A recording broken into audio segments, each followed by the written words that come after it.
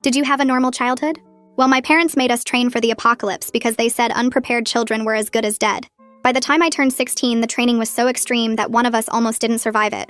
My parents moved us to the middle of nowhere when I was 8, saying society was about to collapse and only the strong would survive. They homeschooled us with half regular subjects and half survival skills, and Dad quit his job to focus on family security full-time. At first, the training seemed almost fun, like extreme camping. We learned to build fires without matches, find water in the forest, identify edible plants. But then they started waking us up at random times for surprise drills. 3 in the morning, and suddenly the house would be full of smoke bombs while they screamed that we had 2 minutes to grab our bags and meet at the rally point. If you were too slow or forgot something important, you had to sleep outside without a tent as punishment. By the time I was 12, the training was way more intense.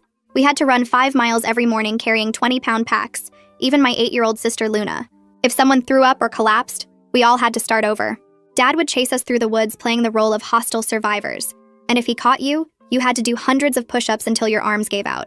Mom taught us hand-to-hand combat, but she didn't pull her punches with kids, and I lost a tooth when she demonstrated a defensive move too hard.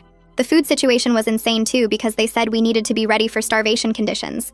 We'd have normal meals for a week, then suddenly nothing but rice and beans for a month to toughen our systems. Sometimes they'd hide all the food and make us forage, competing against each other because only the fastest got to eat. My brother Gabe got so skinny his ribs showed, and Luna started hiding food in her room until Mom found it and made her eat rotten meat as punishment for hoarding. When I was 14, Dad announced that we weren't getting hard enough fast enough. He started something called Hell Week once a month where we had to survive in the woods with nothing but a knife. No shelter, no food, no water unless we found it ourselves. They'd drop us in different spots miles apart so we couldn't help each other. The first time, I drank bad water and got so sick I hallucinated. But when I crawled home, Dad just said disease resistance was crucial for survival. They made us fight each other with padding and headgear at first. But eventually, Dad said real combat didn't come with protection.